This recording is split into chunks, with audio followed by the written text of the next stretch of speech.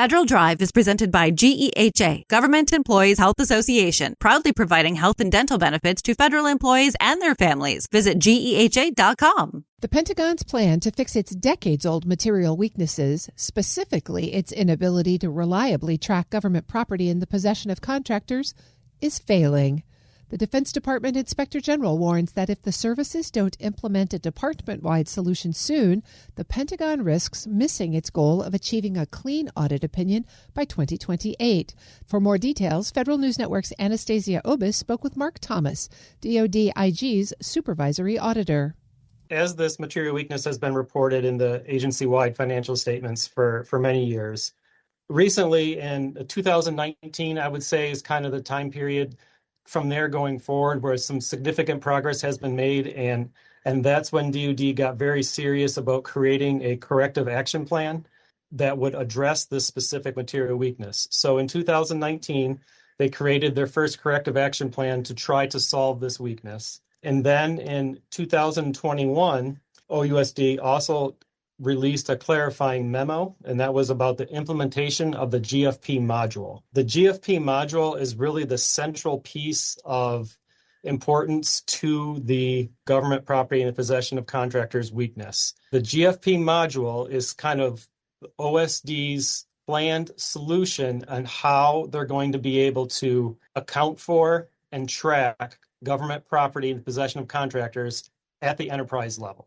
So when you talk about what is the corrective action plan that DoD had, central to that idea was the implementation and use of the GFP module. So they put that guidance out, and they have working groups. The OSD has working groups with the components, with Army, Navy, and Air Force, and others. But they have working groups where they work through this and they talk through this.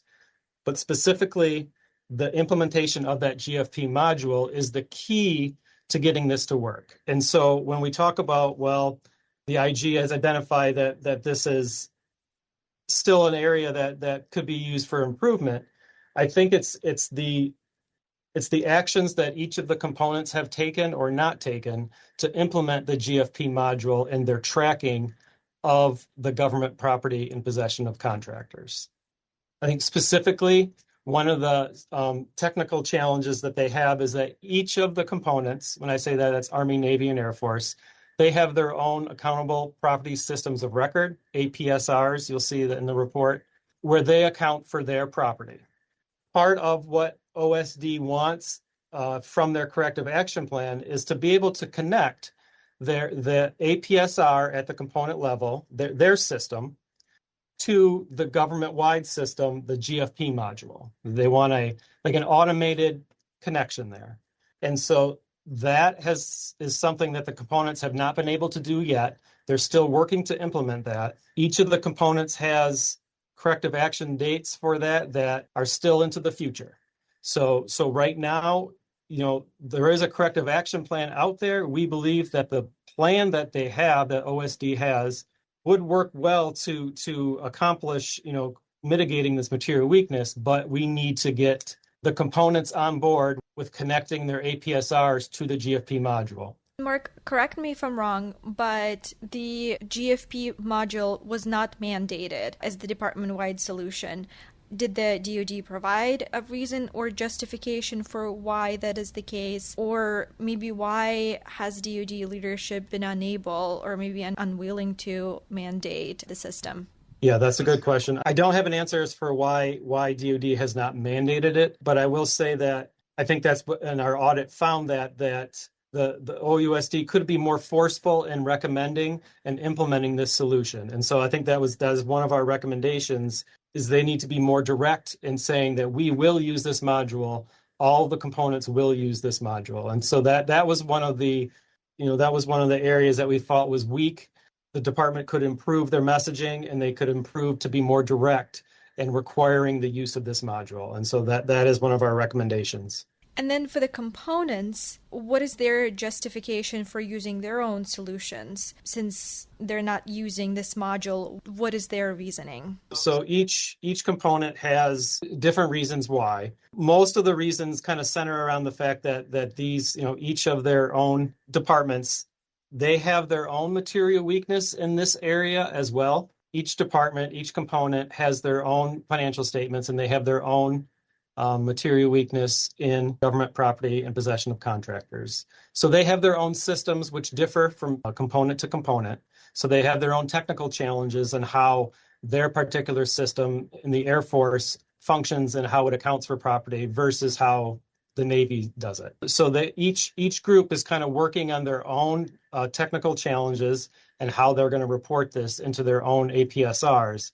And so they are busy doing that, and they are actively trying to clean that up so that they can all get opinions on their financial statements. But what we found lacking and what our report pointed out is that while they are focusing on remediating their own internal to their department material weaknesses, there's been a lack of focus on working with OUSD to mitigate this department-wide material weakness. What was their response to the fact that now they have to adopt the department-wide solution? We had positive responses from management on, adapting the solution. They have various technical challenges of IT challenges of how to actually make the connections from their systems to the GFP module. So that is something that they're all working through on their own timeline. I think they were receptive to it. They understand the importance of it, and they understand what this really would give is if there is a functioning GFP module across the department. This would really give the department a larger bird's eye view of all of the property that they have in the possession of contractors. And it would provide, that enterprise level look and ability to tell we have so much property at contractor X. And so that would be something that, that would be beneficial for the department, and it would push everyone forward to be more audit ready as everyone tries to become, audit ready by that 2028 financial opinion deadline. Do your findings suggest that the services are at risk of missing that 2028 milestone? Yes, I think our findings are, and that is essential to what we're talking about in the report, is that some of the timelines to remediate this weakness from the components are pushed out beyond that deadline. Unless there's a change in those dates, then they'll be at risk for missing the deadline. That's Mark Thomas, DoD IG's supervisory auditor, speaking with Federal News Network's Anastasia Obis. You can find Anastasia's story at federalnewsnetwork.com.